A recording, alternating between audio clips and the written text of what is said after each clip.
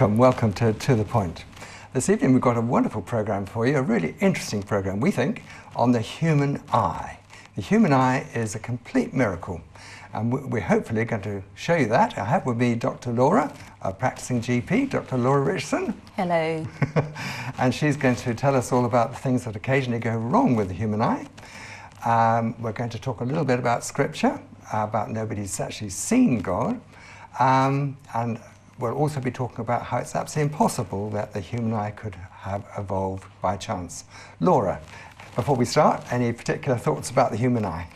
Well, as we're going to find out very soon, the human eye is an absolute miracle. It's so complex. The nearest we've come to it is the camera, which has been developed actually around the human eye. So I'm looking forward to talking about, obviously listening to what you're going to say about the way the human eye was created, but also from the point of medical practice, talking about some of the common things that can go wrong, and some of them can be corrected or prevented with diet. So I'll be talking a bit about that later on. Well, we're all really looking forward to that, Laura. So we're going to start with a short presentation about the human eye.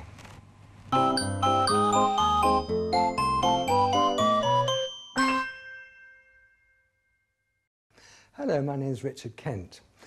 I want to talk to you today about the supernatural human eye. We all take the human eye very much for granted. We're using two eyes all the time, and we have stereoscopic vision. That is three-dimensional vision all the time, which we take very much for granted. However, the human eye is a complete miracle. The evolutionists would love you to believe that it all happened by chance in the primordial slime. But I want to tell you that the human eye is unbelievably complicated. Unbelievably complicated. It's far, far more intelligent, far more intelligently designed than any sophisticated camera, including the Hubble space camera. Light is actually photons moving in a waveform. They're subatomic particles. And in order to see, we have to have photoelectric cells, the rods and the cones, in the retina, the back of the eye, to actually process these photons and convert them into electronic images, which travel up the nerves to the visual cortex. But let's start at the beginning. In order for the light, the visible spectrum, to enter the eye, the skin has to become transparent. I'm not quite sure how the evolutionists imagined that a particular part of the human body, the skin, became transparent. However, in just one tiny part of the human body, we have a cornea. It's not any old cornea, it's a very special cornea which has its own oxygen supply and also has windscreen wipers, called your eyelids, and also has windscreen washers, which is basically your tears, which are produced by your lacrimal glands. The light then enters your eye and enters into a lens, which is a lens very similar to the lens on your camera, except it's a different type of lens because it's a living lens which actually squashes and accommodates and relaxes so to focus the light on the back of the eye. How does it do this? With ciliary muscles around the lens, which contract and relax to allow the light to be accommodated onto the retina. Now, the whole eye is kept at a particular pressure, otherwise it would collapse, with the aqueous and vitreous humours. Only a certain amount of light is admitted to your eye, and that's why you have a diaphragm. It's called your iris. If too much light is admitted to your eye, it would burn the rods and the cones of the retina. Now, as the light impacts the rods and the cones at the back of your eye, the specialized nervous cells called rods and cones, there are literally thousands and thousands of chemical reactions going on to convert the photons, the energy of the photons, into electronic impulses which travel up the optic nerve through the optic chiasma in your skull to the visual cortex at the back of your brain. Now, your visual cortex is composed of neurons. Each neuron communicates with 10,000 other neurons, and each neuron receives all this electronic information and builds up in your brain a three-dimensional image of whatever it is you're looking at.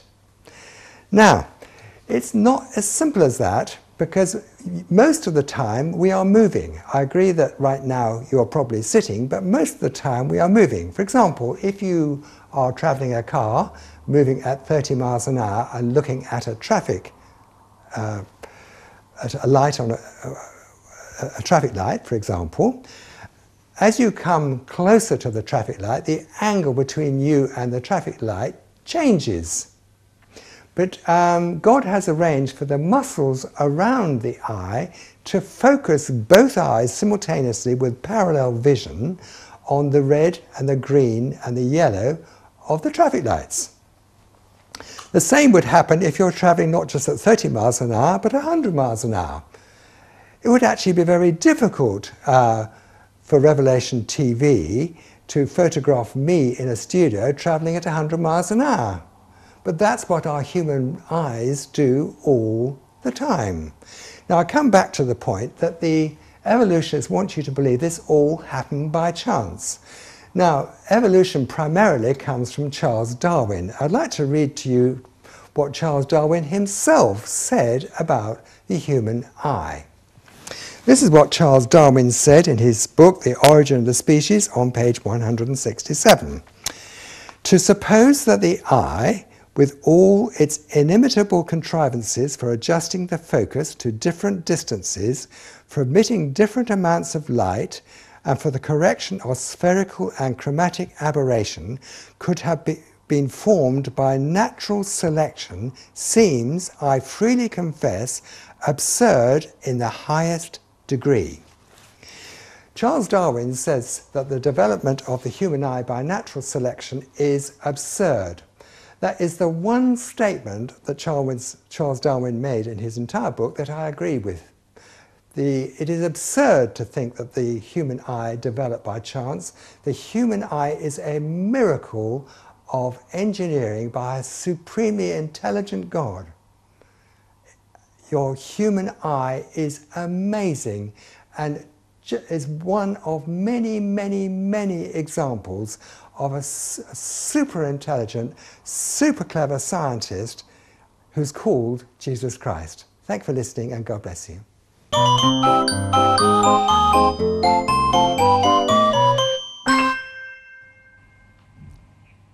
Welcome back to the Point.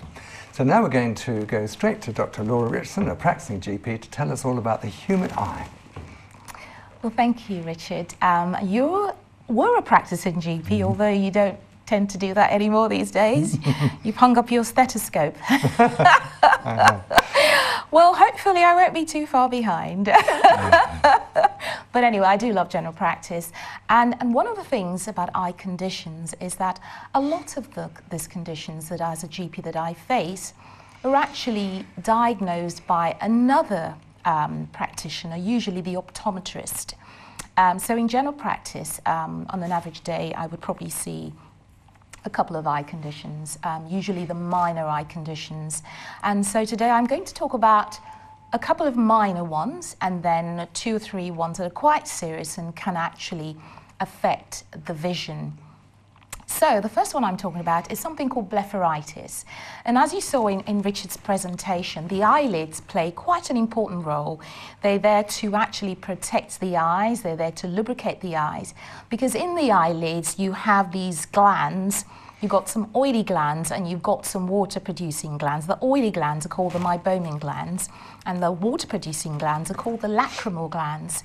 And what happens with blepharitis, which is a common condition that I will see in general practice, is that the eyelids just become inflamed, usually because the meibomian glands get blocked in some way, or the production of the oil that they normally have is quite thickened, it's altered.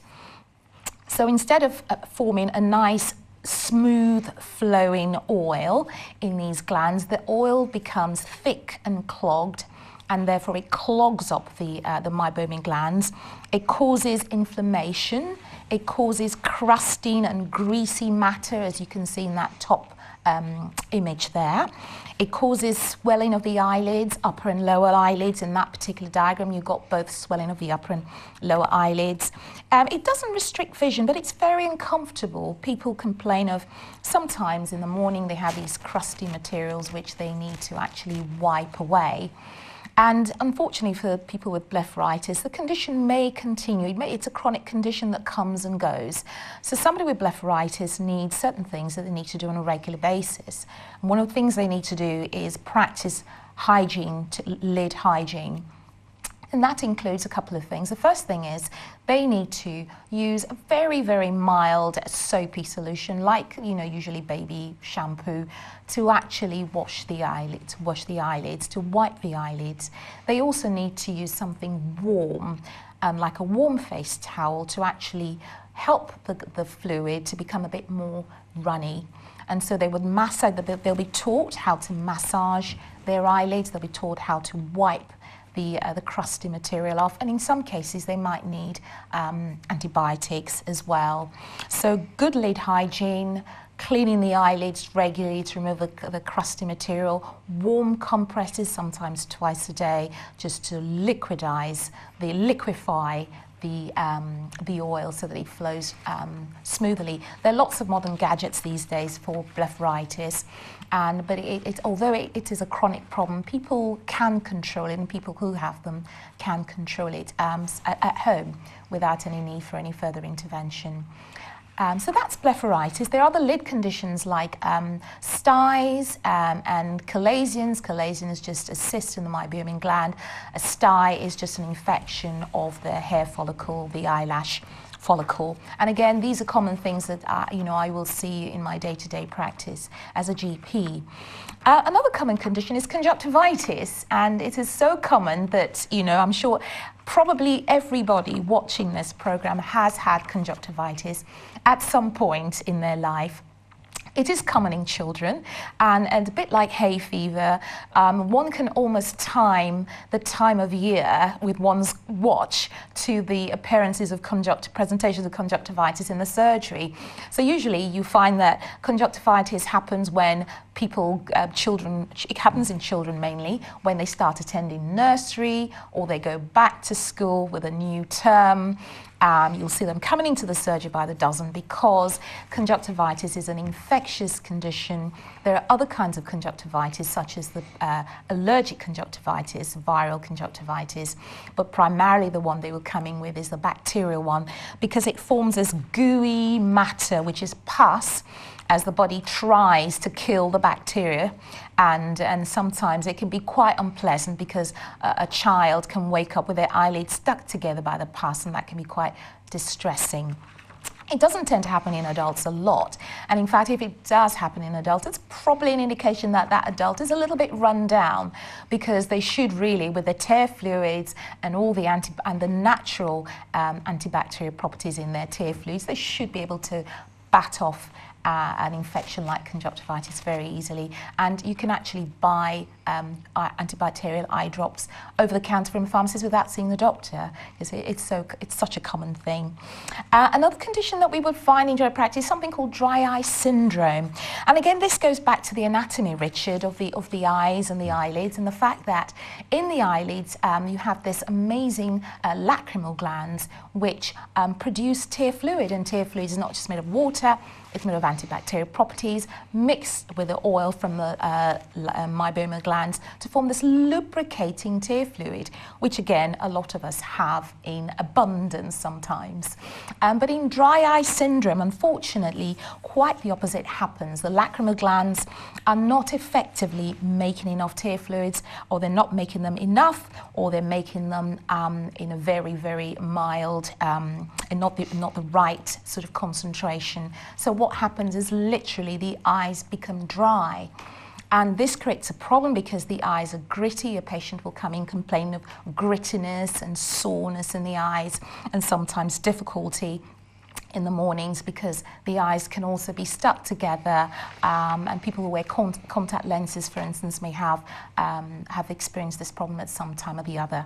So again, dry eye condition, quite common in general practice due to inability for the lacrimal glands to produce enough tear fluid. And what do we do for them? First of all, we give them some treatment. We tell them we can give them artificial tear fluids, which they just pop into their eyes. But also a diet rich in omega-3 and omega-7 fatty acids are highly recommended for people who have dry eyes. So omega-3 fatty acids you'll find in things like oily fish, nuts and seeds. Omega-7, there is a particular plant called the sea buckthorn plant, and the oil produced by the sea buckthorn plant produces a very good source of omega-7. You could also get omega-7 from other sources, but that particularly is one that is recommended because it has a high level of fine, well and effective omega-7. So omega-7 and omega-3 rich diet, very important. Protect your eyes, especially when it's windy and dusty. Wear sunglasses, humidify the air in your environment as well. People with dry eyes, because they're not producing the lubricating fluid, are prone to a condition, prone to keratitis, which is dryness of the cornea and damage to the cornea, but are also prone to conjunctivitis.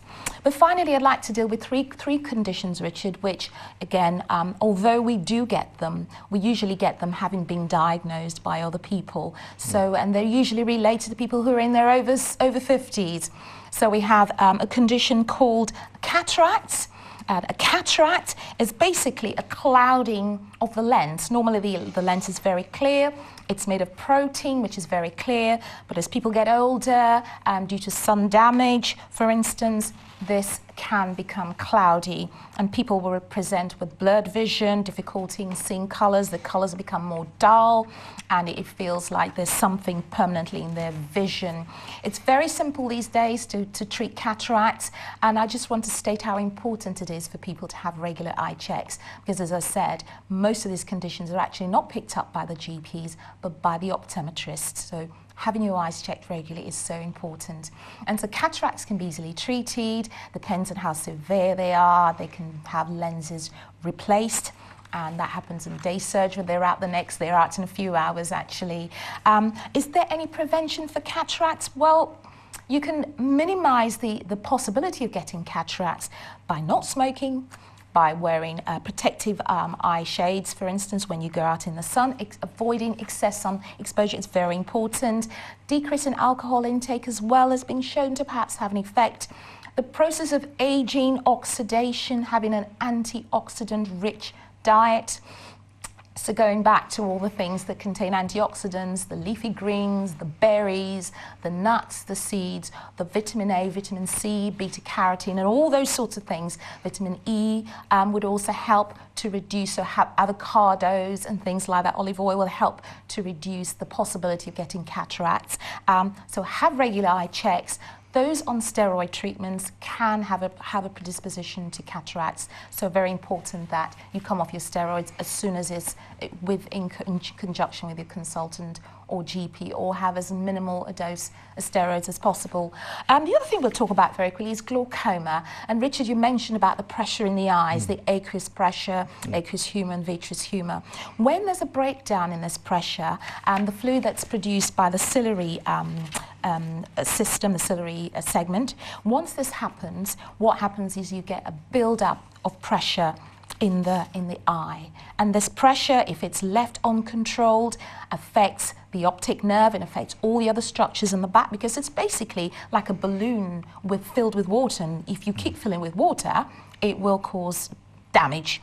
So glaucoma is due to the internal pressure in the eye, because there's poor drainage of the fluid in the eye, and that needs to be, again, it can be hereditary, and that needs to be treated as soon as it's discovered. And again, having eye checks where they check the pressure of the eye. I'm sure you've had it when you've gone to wherever you go and they do that little puff of air, and that's them checking the pressures. And finally, very finally, macular degeneration. Macular degeneration affects the macula, which is the part of the retina. And all I want to say about this is that if you have a look at this picture where it shows the different types of the effect of macular degeneration, what you see is that you lose, a person who has macular degeneration loses the central vision. So there's darkening of the central vision. And what do people do to prevent macular degeneration? Actually, diet is important. Diet has been shown to be important.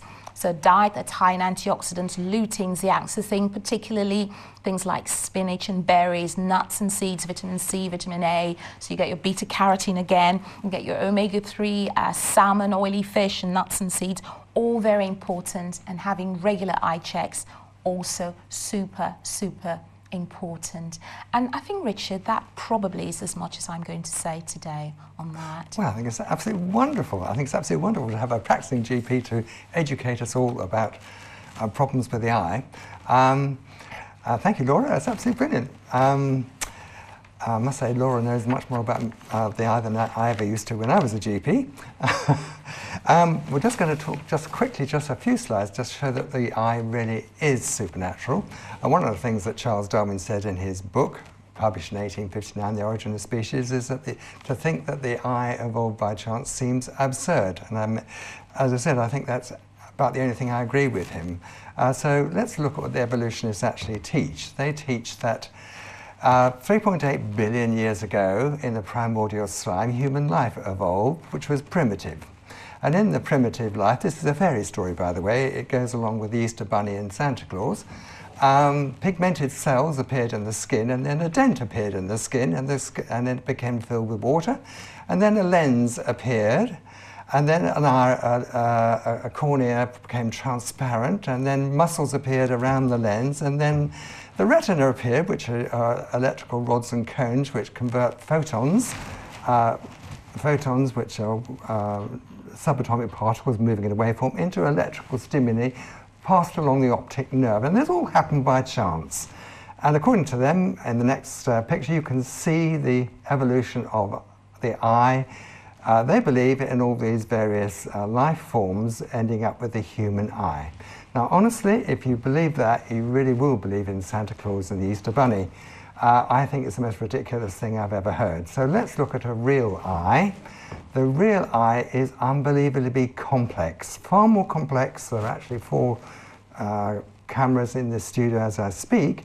There is an amazing, absolutely, totally supernatural work of art, but created by a supernatural scientist whose name is Jesus Christ. As Laura was saying, you have a spherical eye at a particular pressure, maintained by the vitreous and aqueous humor.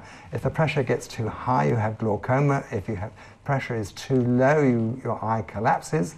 It has a perfect blood system, a perfect nervous system. It has a lens which accommodates and relaxes to accommodate to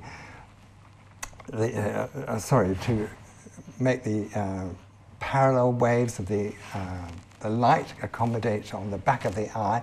It's a work of art, and if we go to have a look at the actual muscles, we need to realize that as we look, our eyes are scanning all the time.